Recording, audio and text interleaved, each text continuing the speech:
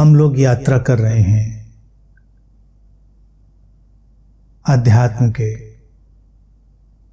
महत्वपूर्ण 4 स्तंभों में या 4 आयामों में, जो सभी के जीवन में होने ही हैं और हम उसी के लिए इस जीवन में आगे बढ़ रहे हैं।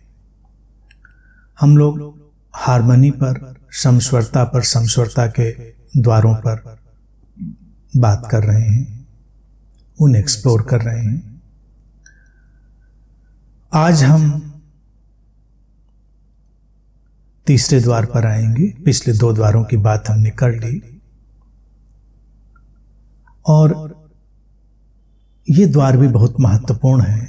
स्त्रैण और पुरुष ऊर्जा का संतुलन, balance of feminine and masculine energy.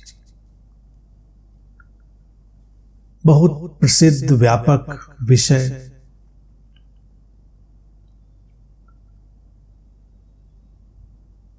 इसकी चर्चा अनेक ढंग से योग में, तंत्र में, भारतीय दर्शन में, पाश्चात्य दर्शन में हर जगह करी गई।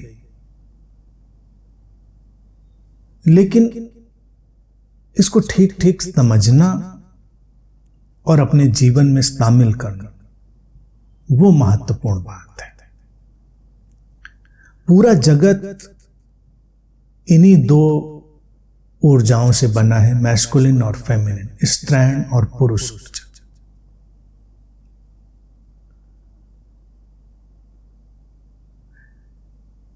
जो अनमैनिफेस्टेड है, अनअभिव्यक्त है, जब वो अभिव्यक्त होता है तो इन्हीं 2 धाराओं में, इन्हीं 2 ऊर्जाओं में अभिव्यक्त होता है और फिर ये सारा कार्य व्यापार, ये पूरा जगत उससे ही रचा जाता है। भारतीय दर्शन की ये बहुत ही अद्भुत विशेषता है, जहां पर हम इस व्यवस्था का अनेक रूपों में हमने वर्णन किया है।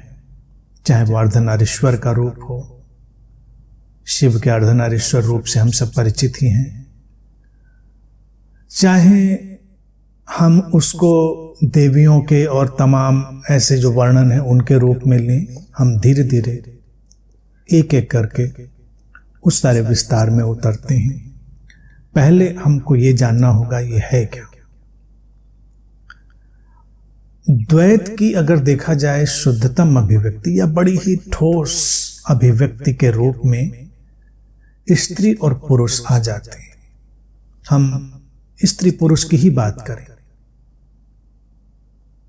अब ये केवल शरीर की बात नहीं है, ये स्त्रैणता और पौरुषता हमको हर प्राणी में, प्रकृति में हर जगह मिल जाएगी।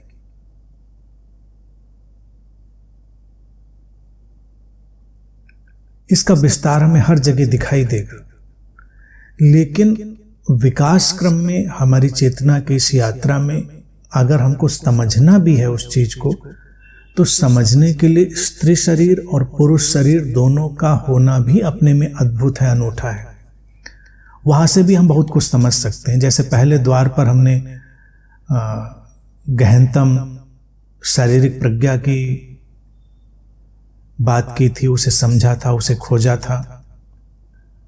तो उसी तरह से ये सारी बातें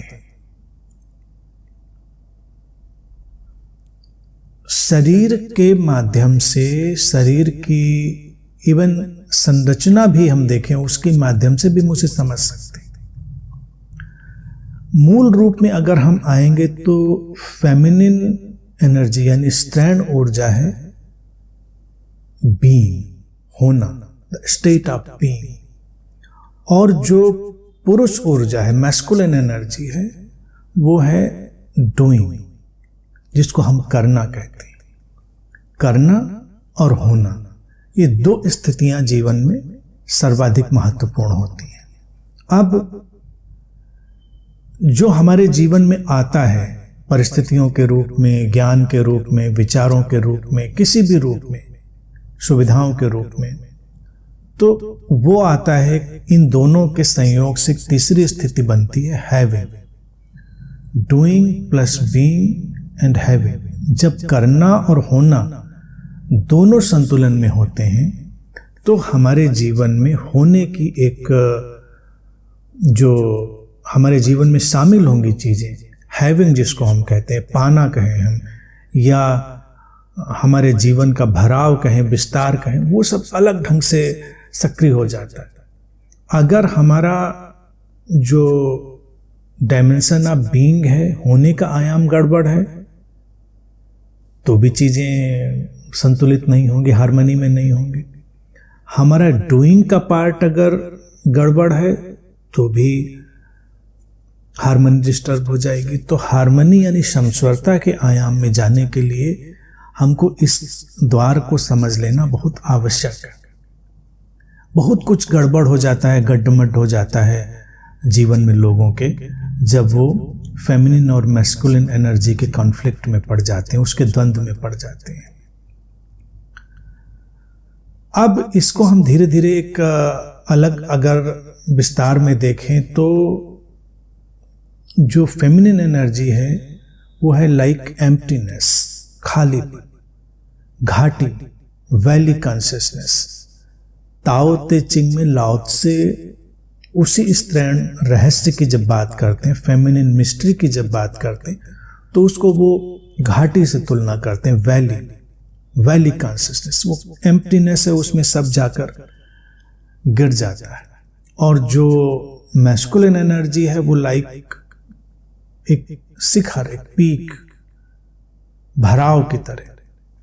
तो अब ये दो स्थितियां होगी, फुलनेस एंड एम्प्टीनेस, भराव और रिक्तता, खालीपन। फिर इन दोनों को हम जोड़ देते हैं, emptiness of fullness and fullness of emptiness. ये जैन सेइंग हो जाती है। जीवन में जब हमारी ये स्थिति आती है कि जब हम फुलनेस में एम्प्टीनेस को देख लेते हैं, यानी भराव में खालीपन को देख लेते हैं, और एम्प्टीनेस में फुलनेस को देख लेते हैं, रिक्तता में, खालीपन में भराव को देख लेते हैं, तो ये संतुलन की स्थिति होती है। ये हर साधक का, हर खोजी का उद्देश्य है, इस तरह से आगे बढ़ना। और इसको बताने के लिए बड़े सुंदर ढंग से अगर ताओ सिंबल की ही बात करें, जैसे भारत में शिव का अर्धनारीश्वर रूप हमने प्रदर्शित किया, उसी तरह से ताओ में उनका यिन यांग, यिन फेमिनिन एनर्जी है और यांग मैस्कुलिन एनर्जी, उसको उस काले और सफ़ेद से प्रदर्शित करते हैं। काला डीप जो है यिन है और सफ़ेद जो है वो यांग है। काले में एक सफ़ेद वो आँख बिंदी डालते हैं और सफ़ेद में काले की, दोनों घूम रहे हैं। वो डायनामिक, वो जो सिंबल है ताओ का, यिन यांग का, वो डायनामिक सिंबल है। वो कहते हैं कि जो स्त्रैणता है उसमें पौरुषता भी शामिल है, संभावना के रूप में, बीज रूप में, और जो पौरुषता है उसमें स्त्रैणता भी शामिल है, संभावना के रूप में, बीज रूप में। दोनों घूम रहे हैं। दोनों को अलग करके देखना संभव नहीं है। उनको अलग करके देखेंगे तो जीवन असंतुलित हो जाएगा। अर्थात जब हम सक्रियता में होते हैं तो उसमें विश्राम का संतुलन होना आवश्यक है, और जब हम विश्राम में हों तो उसमें सक्रियता का संतुलन आवश्यक होता है। इसीलिए जब लोग दोनों असंतुलन में चले जाते हैं, विश्राम तो विश्राम में ही जा रहे हैं, सक्रियता तो सक्रियता में ही जा रहे हैं, तो फिर उनके जीवन से संतुलन खो जाता है। और संतुलन खोता है तो हार्मनी भी खोती है, समस्वरता भी खोती है। हार्मनी तो एक देखा जाए आत्यंतिक संतुलन का ही नाम है। अल्टीमेट बैलेंस जब हमारे जीवन में आ गया, एक अद्भुत संतुलन हमारे जीवन में है, तो उसका जो परिणाम होगा वही तो हार्मनी बनेगा, समस्वरता बनेगा। अब यहाँ पर इनको समझने के लिए एक बहुत ही महत्वपूर्ण अंतर्दृष्टि हमको अपने अंदर लानी पड़ेगी, क्योंकि इनको समझाते हुए जो साहित्य अगर हम ढूंढेंगे तो उसमें करना, करना और करना ये बहुत महत्वपूर्ण होगा। वो कहेंगे ऐसा करके संतुलन को साधो, वैसा करके संतुलन को साधो। और जैसा कि हम पहले कई द्वारों में देख चुके हैं, हम अकर्ता की समझ, हम नॉन डूअर की विजडम को भी देख चुके हैं। तो अब यहाँ पर बड़े ही रोचक ढंग से हमको उस नॉन डूअर की समझ को लाना पड़ेगा, अकर्ता की समझ को, कि हमने मैस्कुलिन एनर्जी को भी नहीं बनाया, मैस्कुलिनिटी को नहीं बनाया, हमने फेमिनिनिटी को भी नहीं बनाया, स्त्रैणता को भी नहीं बनाया, स्त्रैण ऊर्जा को भी नहीं बनाया। अस्तित्व के उस जागतिक नियम से, उस समग्रता से, उस टोटलिटी से वो घटे, वो हमारे सामने। अब वो अपने संयोग से जीवन को आगे ले जाएंगे। हमारी जो कंडीशनिंग है तमाम तरह की, वो बस उसमें बाधा बनती है। हमारी जो पहले से सीख ली गई आदतें हैं, जीवन अपने ढंग से जा रहा होगा। जीवन को अगर हम सहज बहने देंगे तो उसमें ये बात ही बेमानी होगी कि संतुलन हो। संतुलन है, संतुलन को लाना नहीं है। अब जब संतुलन है तो हमें वो असंतुलित जैसा दिखाई क्यों देता है, या हमारे लिए वो असंतुलन जैसा क्यों हो गया, हमको इसे देखना। यहां पर जब हम अकर्ता की समझ में जाएंगे और हम देखेंगे कि जो जीवन की अनेकानेक अभिव्यक्तियां हैं वो हो रही हैं अपने ही ढंग से, तो उनको हम होने देंगे, उनमें बाधा नहीं डालेंगे। अपनी मानसिक व्याख्याओं से, अपनी मेंटल इंटरप्रिटेशन जो है उनसे, उसमें कोई भी बाधा, ऑब्स्ट्रक्शन नहीं डालेंगे। जीवन को हम उसकी समग्रता में, उसकी परिपूर्णता में बहने देंगे। करना घटेगा तो करने के साथ लयबद्ध हो जाएंगे, होना घटेगा तो होने के साथ लयबद्ध हो जाएंगे, रिक्तता आएगी तो रिक्तता के साथ लयबद्ध हो जाएंगे, भराव आएगा तो भराव के साथ लयबद्ध हो जाएंगे। जीवन में दोनों घटेंगे। जीवन में इन दोनों का घटनाक्रम है, वो एक लय में गुथे हुए चल रहे हैं। हम एक की मांग करते हैं, हम दूसरे की उपेक्षा करते हैं। बस ये मांग, उपेक्षा, ये चाह, ये सब हम सीखते हैं बाहर से। स्त्रैणता को और स्त्रैण नहीं बनाया जा सकता, पौरुषता को और पौरुष नहीं बनाया जा सकता। जो फेमिनिन एनर्जी है, फेमिनिन मिस्ट्री है, उसको कुछ और उसमें जोड़ा नहीं जा सकता, और जो मैस्कुलिन एनर्जी है, पुरुष ऊर्जा, उसमें कुछ और जोड़ा नहीं जा सकता। हम उसको कुछ और नहीं कर सकते। वो जैसे हैं वैसे हैं। अब वो कैसे अभिव्यक्त होंगे, उनकी अभिव्यक्तियां कैसे होंगी, समाज को, हमारे सारे परिवेश को, हमारे जीवन के विकास क्रम को, उसी को सीखना होता है। क्योंकि हम मूलभूत से कभी नहीं टकराते हैं, हम अभिव्यक्तियों से उलझ जाते हैं। जो मैनिफेस्टेशंस हैं, जो अनमैनिफेस्टेड यानी अनभिव्यक्त जब मैनिफेस्ट होता है, तो वो जो अभिव्यक्तियां हैं, मैनिफेस्टेशंस हैं, हम उनसे उलझने लगते हैं। उनसे उलझाव के लिए हमारे भीतर तमाम तरह के पूर्वाग्रह होते हैं, तमाम तरह के हमने अपने अनुभवों के चलते हुए मान्यताएं और विश्वास बना लिए होते हैं, वो अड़चन डालते हैं। तो उनको ही किनारे हटाना किसी भी साधना का या किसी भी समझ का उद्देश्य है। अपने पूर्वाग्रहों और मान्यताओं को कहीं दूर हटा देना, उनमें उलझना नहीं। ये द्वैत पर खड़ा हुआ पूरा जगत है। द्वैत, द्वैत रहेगा, न इसमें कुछ श्रेष्ठ है न कुछ अश्रेष्ठ है। चुनना मुश्किल है, इसको कैसे चुनेंगे?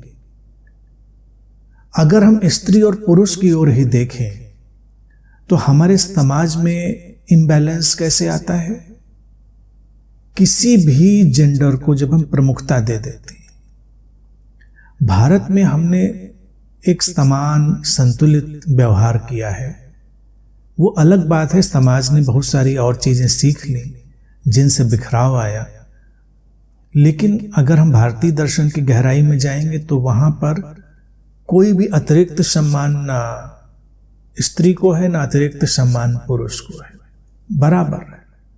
अभिव्यक्तियां हैं अलग, तो उनका अलग होना ही उनकी श्रेष्ठता है और उनका जो सृजनात्मक अभिव्यक्ति देने का ढंग है वो है। तो हमको तुलनात्मक रूप में उनमें नहीं जाना है। तुलना घातक है। घाटी ज्यादा बेहतर है या शिखर ज्यादा बेहतर है? क्या शिखर के बिना घाटी हो सकती है? क्या घाटी के बिना शिखर हो सकता है? वो नहीं हो सकते। वो एक संयोग है। वही तो संतुलन है। वही तो संतुलन है। हमको उस स्थिति को जानना है जहां पर दोनों को हम अलग नहीं कर सकते। क्या हम जीवन में सक्रिय हों और सक्रिय होते चले जाएं तो भी हम मर जाएंगे। हम जीवन में विश्राम में जाएं, विश्राम में ही चले जाएं तो भी जीवन खत्म हो जाएगा। दोनों का संतुलन, जैसे एक पहिया घूम रहा है तो बीच का एक सेंटर और उसकी सरकमफ्रेंस पेरिफेरी, दोनों का एक लय में होना। अगर सेंटर स्टिल है तो जो डायनेमिक नेचर है उसका व्हील का वो ज्यादा अच्छे से सामने आएगा। सेंटर ही लूज हो जाए तो सारी चीजें बिखर जाएंगी। द्वैत का ये स्वीकार है। जीवन में हमको हर तरफ उस द्वैत को देखना है और उसे स्वीकार करना है। ये प्राथमिक चीज है। जब हम इसमें संतुलन लाने की बात करेंगे तो उसमें मूल चीज यही है। यिन यांग की जैसे बात करें तो काला सफेद, अंधेरा उजाला, इनका एक नृत्य चल रहा है। हम उनको बिल्कुल अलग करके नहीं देखेंगे, हम अलग कर नहीं सकते। और ये इतना खूबसूरत सिंबल है कि आप देखें तो हैरान हो जाएंगे। कहां से अलग करेंगे? अलग करने की कोशिश भी करें तो एक में दूसरा, दूसरे में पहला शामिल है। अलग नहीं कर सकते। उनको एक साथ, जीवन की सारी व्यवस्थाओं को एक साथ देखना है। एक साथ देखेंगे द्वैत को तो हम अपने जीवन के संबंधों को ज्यादा अच्छा बना पाएंगे, अपनी समझ को ज्यादा बेहतर बना पाएंगे और हम अपने आसपास के परिवेश से जो हमारा संबंध है उसको भी ज्यादा हार्मोनियस बना सकेंगे, ज्यादा समस्वरित, लयबद्ध बना सकेंगे। जीवन में व्यक्ति क्या चाहता है? ज्ञान, एनलाइटनमेंट, मुक्ति, मोक्ष, ये सब कुछ नहीं चाहता। जब उसको कुछ समझ नहीं पड़ता तो ये वो वाले शब्द हैं जिनको मैं कहता हूं भागे भूत की लंगोटी। क्या करें? कुछ तो ले लें, चलो यही पा लेते हैं। लेकिन जीवन में हर व्यक्ति बस पाना चाहता है शांति, प्रसन्नता, प्रेम और समस्वरता, हार्मनी, हार्मोनियसनेस। अब ये जो अब सारे तत्व आएंगे इसमें। ये जो हार्मनी है या कहें कि जो हार्मोनियसनेस है, समस्वरता है, लयबद्धता है, वो आएगी कैसे? जब स्त्री पुरुष के संबंधों में एक गहरा संतुलन आ जाए। हमारे परिवार हो, समाज हो, उन सब में भी ये संतुलन नहीं है और ये बिखराव है। दोनों साथ में रहते हैं। देखिए विडंबना, देखिए स्त्री पुरुष साथ में है तो संसार चल रहा है, परिवार चल रहा है। साथ में होकर भी लेकिन कोई साथ नहीं है, क्योंकि हम अपने भीतर उस संतुलन को नहीं लाते। हम कुछ एक चुनना चाहते हैं कि ये ज्यादा महत्वपूर्ण है और वो कहीं कम महत्वपूर्ण है। चुनाव नहीं संभव है। हम अपनी भावनाओं को ज्यादा महत्व देंगे या अपने विचारों को ज्यादा महत्व देंगे? किसको ज्यादा महत्व देंगे? फेमिनिन, मैस्कुलिन के बहुत सारे विभाजन आप पूरी उनकी खोज करते जाएंगे तो मिलते जाएंगे। हम एक एक नाम उसमें नहीं गिना रहे। जैसे रिक्तता और भराव की बात कर दी, इसी तरह से जो भी कोमलता है वो जाएगी स्त्रैण ऊर्जा की तरफ, जो कठोरता है वो जाएगी मैस्कुलिन पुरुष ऊर्जा की तरफ। ये जो भी विभाजन है, हमारा सहज बोध, इंट्यूशन, हमारी भावनाएं, ये सब स्त्रैण ऊर्जा की तरफ जाएंगी। हमारी अभिव्यक्तियां, हमारा जो भी सक्रिय ढंग है वो सब पुरुष ऊर्जा की तरफ जाएगा। जो कुछ भी डूइंग के पैटर्न में होगा वो मैस्कुलिन एनर्जी का होगा। मोटा मोटा यही ढंग समझे, एक एक चीज को गिनने से कोई फायदा नहीं। और जो बीइंग के पैटर्न में पड़ेगा वो फेमिनिन एनर्जी। अब हम क्या डूइंग है, क्या बीइंग है? हम अलग अलग हो सकते हैं क्या? नहीं, हम तो एक ही होंगे। डूइंग और बीइंग एक साथ। इसीलिए एक पुरुष शरीर, भले शरीर हो, लेकिन उसके भीतर दोनों संभावनाएं, एक स्त्री शरीर, एक स्त्री शरीर भले ही हो, उसके भीतर दोनों संभावनाएं। अब स्त्री शरीर और पुरुष शरीर में अभिव्यक्ति का अंतर होगा केवल कि अगर स्त्री अपने शुद्ध स्त्रैणता की तरफ होगी, जो कि हमेशा हो ऐसा आवश्यक नहीं है।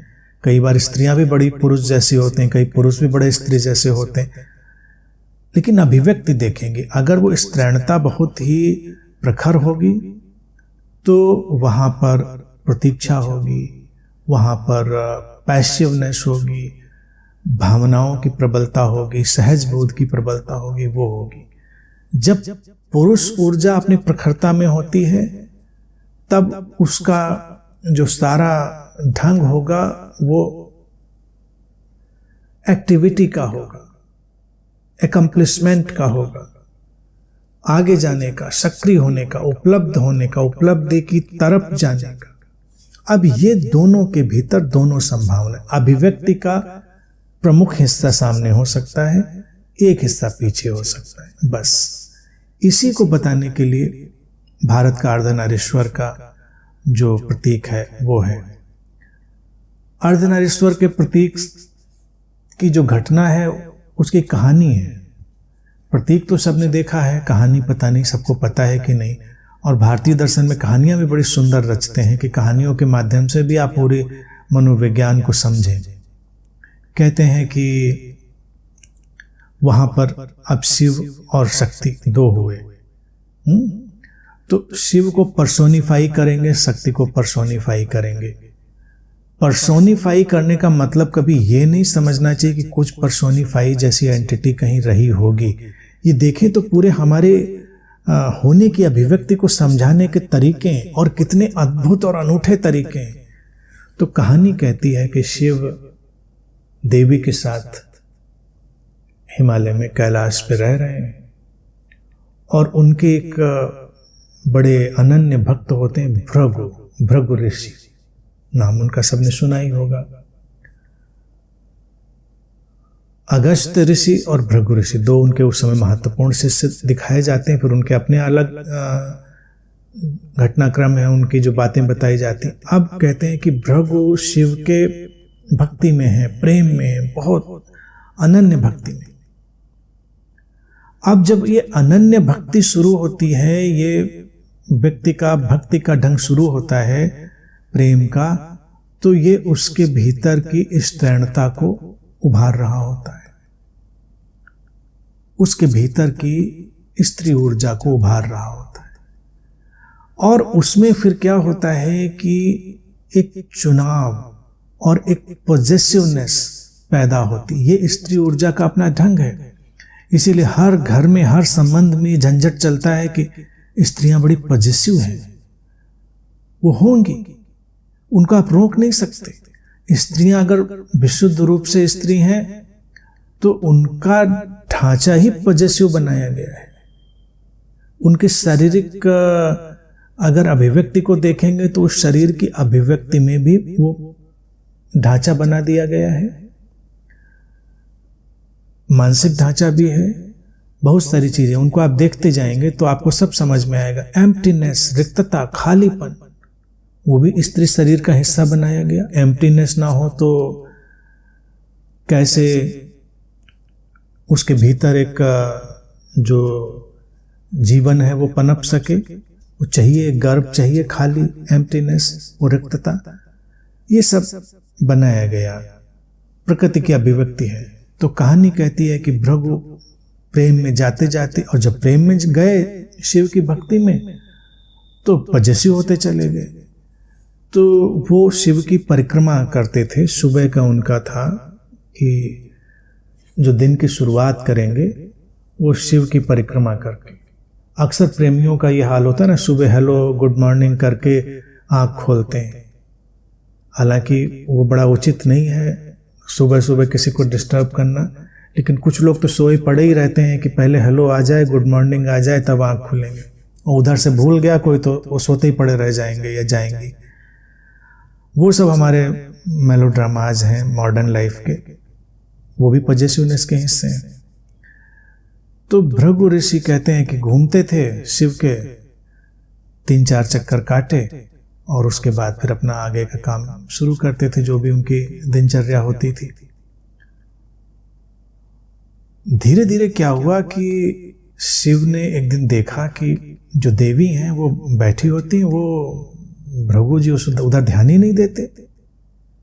तो उनको लगा कि कुछ तो गड़बड़ है, ये इतना फोकस्ड एक ही तरफ है कि दूसरा जो शिव का हिस्सा ही हो चुकी हैं देवी, उनकी तरफ उनका ध्यान ही नहीं। यानी कि मैस्कुलिनिटी की तरफ तो ध्यान है स्त्रैणता का, और फेमिनिन एनर्जी जो है उसकी तरफ ध्यान नहीं। तो शिव और देवी ने सोचा कि इसको देखा जाए भी क्या चक्कर है। तो कहते हैं कि देवी एक दिन शिव के नजदीक आके बैठ गई। तो नजदीक आके बैठी तो भृगु ऋषि गए देवी को थोड़ा खिसका के, घूम के फिर निकल गए। थोड़ा नजदीक थी तो खिसका दिया गया। इसीलिए कई बार जो भक्त होते हैं वो बड़े विचित्र और रूड भी हो जाते हैं। लोगों को नहीं लगता कि ये क्या किया इन्होंने। भक्त को अपना ही सूझ रहा है, उनको कुछ और सूझ नहीं रहा है। प्रेम में भी कई बार लोग ऐसी विचित्र हरकतें करते हैं कि उनको कुछ दिखाई नहीं दे रहा, वो एक सेंट्रल फोकस उनका बन रहा है। लेकिन यही असंतुलन लाएगा। असंतुलन लाएगा क्यों? क्योंकि फोकस शुरुआत के लिए आवश्यक है, लेकिन फिर उसको हार्मनी में जाना होगा, संतुलन में जाना होगा। तो कहते हैं कि फिर शिव और देवी को लगा कि भाई ये तो गड़बड़ हो रहा है मामला। तो जो देवी हैं वो शिव से बिल्कुल सट के बैठ गई, बिल्कुल उनके गले में हाथ डाल के सट के बिल्कुल बैठ गई। लेकिन पैर तो नीचे अलग खाली थे। तो एक कोई छोटा जीव बनकर वो शिव के पैरों के आसपास घूम के निकल गए। अब ये स्थिति बड़ी रोचक हास्यास्पद थी कि फिर भी उन्होंने देवी को अलग कर दिया। तो शिव ने सोचा कि अब क्या किया जाए, अब इनका देखने का तरीका है। तो उन्होंने देवी को अपनी गोद में बिठा लिया। अब गोद में भले बिठा लीजिए, तो सिर तो अभी भी अलग है। तो उन्होंने गोद में बिठाला और पद्मासन की मुद्रा में आ गए। पैर तो बंध गए, पैर को तो अलग करना मुश्किल था। सिर के चारों तरफ वो एक भांवरा बने और घूम कर निकल गए। कहानी कहती कितनी देखिए मजेदार कहानी। इंसान का जो एक्सक्लूजन एटीट्यूड है, चीजों को छोड़ देने का असंतुलन के लिए, उसका बताने का ये कथाएं कितना सुंदर वर्णन करती हैं। और तब लगा शिव को कि ये तो बहुत जिद्दी आदमी है कि फिर भी इसने छोड़ दिया, गोद में बिठा लिया तब भी छोड़ दिया, अब क्या किया जाए। उस क्षण फिर शिव ने देवी को अपने भीतर ही समाहित कर लिया। यानी कि आधा हिस्सा उनका देवी हो गया और आधा हिस्सा शिव हो गया। अब भृगु ऋषि क्या करें? शिव को काटें, तब उनको उनकी प्रदक्षिणा करें, उनको घूमें? ये संभव नहीं था। ये घटना यहां पर समाप्त हो जाती है। लेकिन यही ढंग है हमको चीजों को समझाने का कि हम अलग करके देखेंगे तो असंतुलन पैदा होगा। दोनों चीजें, जीवन की दोनों स्थितियां हमारे लिए होनी चाहिए। अब इस कहानी को देखें कि क्यों उन्होंने शिव का चुनाव किया होगा और क्यों देवी का चुनाव नहीं किया होगा। क्योंकि शिव सक्रिय था। अभिव्यक्ति का ढंग है, वो शिखर है। जो देवी है वो वैली है, घाटी है। तो इंसान को शिखर तो दिखते हैं, वैली तो नहीं दिखती। कभी हिमालय भी हम देखने जाते हैं, अगर हिमालय या पहाड़ों पे जाते हैं तो हम पहाड़ों को देखकर ही तो मुग्ध होते हैं। घाटियां थोड़ी भयावह लगती हैं। हम नीचे निगाह डालते हैं, ऊपर ड्राइव करते हुए उस सड़क पे जा रहे हैं जो एक स्पाइरल सर्पिल सी सड़क होती पहाड़ों की, नीचे देखने में डर भी लगता है। लेकिन जो पहाड़ों को सुंदरता है वो घाटी ही देती है। लेकिन हम उधर नहीं जा रहे होते, हम पहाड़ों पे चढ़ने के लिए ही जा रहे होते हैं। तो ये इंसान का अपना ढंग है, क्योंकि अभिव्यक्तियां खींचती हैं। जो पैसिव है, जो एम्प्टीनेस है, रिक्तता है, वो छुपी रह जाती है, वो दिखाई नहीं देती।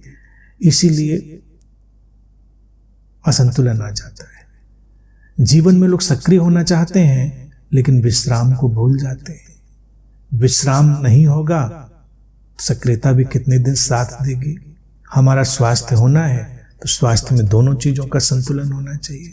हम जागरण पे बहुत जोर देते हैं, नींद हमारे लिए जब बाहर निकालने का हिस्सा हो जाती है, जैसे इसी भृगु ऋषि वाली कहानी के हिसाब से देखें तो हर इंसान यही एटीट्यूड कर रहा है कि नींद, जागरण को चुन लेते हैं, नींद को छोड़ देते हैं। कैसे छोड़ दोगे?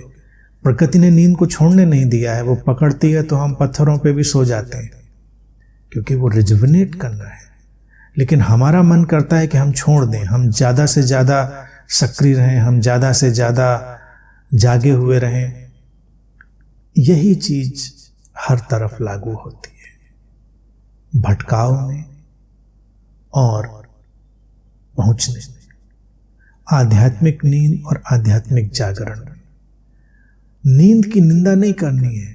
कोई तमाम लोग होंगे जो अभी एक आध्यात्मिक नींद में हैं, उनकी अपनी अचेतनता है, कोई बात नहीं, जागेंगे वो भी एक दिन। नींद पूरी होती है तो व्यक्ति जाग जाता है। जल्दबाजी किस बात की है? कोई जल्दबाजी नहीं। तो हार्मनी का जो पड़ाव है वो इसी द्वार पर बहुत प्रबल ढंग से हमारे सामने आता है कि अगर समस्वरता की तरफ जाना है, प्रतीक्षा सीखिए, जल्दबाजी मत करिए, जीवन के सारे पहलुओं को स्वीकार करिए, जीवन के किसी भी पहलू को हटाइए नहीं, सब अपनी जगह पर ठीक है। और एक बार अगर ये फेमिनिन मैस्कुलिन का संतुलन हमारे जीवन में आ जाए तो हमारे जीवन में कितनी सुंदरता आ जाती है। क्योंकि रिलेशनशिप की हार्मोनियसनेस आ जाए, बैलेंस आ जाए, तो फिर जीवन में और क्या चाहिए।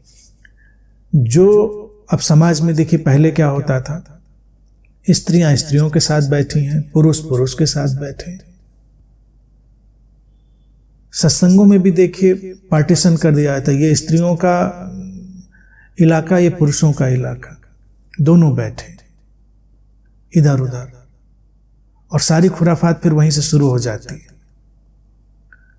उपद्रव की सारी स्थितियां, ये अलगाव जो है, जो हम परिवारों में डालते हैं, समाज में डालते हैं, उसमें क्या सहजता चली गई।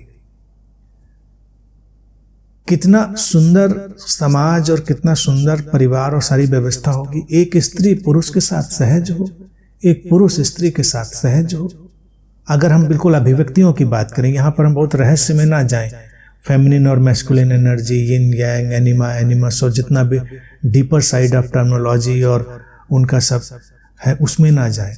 सहजता संबंधों में क्यों नहीं है? क्योंकि हमने एक पार्ट को ज्यादा चुना है, दूसरे पार्ट को हमने कम चुना है।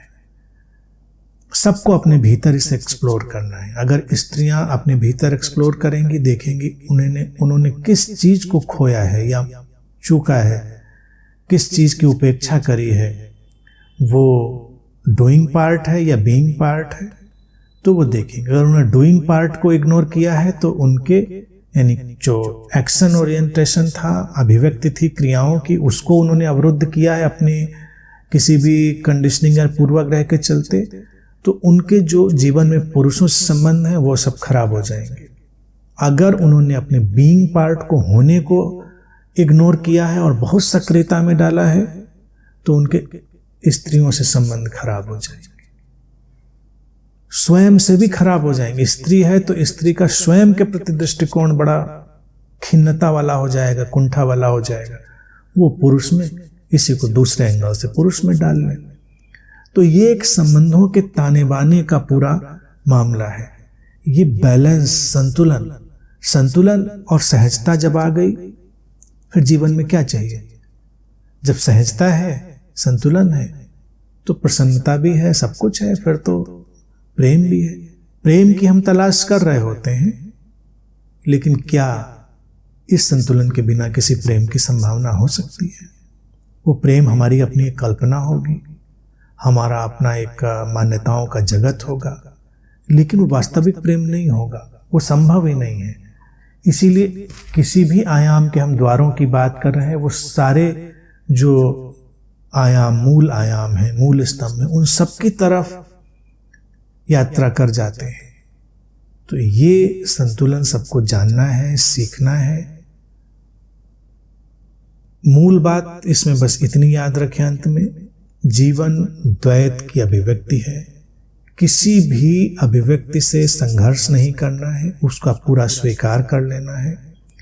किसी भी अभिव्यक्ति को, किसी भी एक्सप्रेशन को, किसी भी संभावना को अधिक महत्व नहीं देना है, किसी को कम महत्व नहीं देना है, सब अपनी जगह पर ठीक है।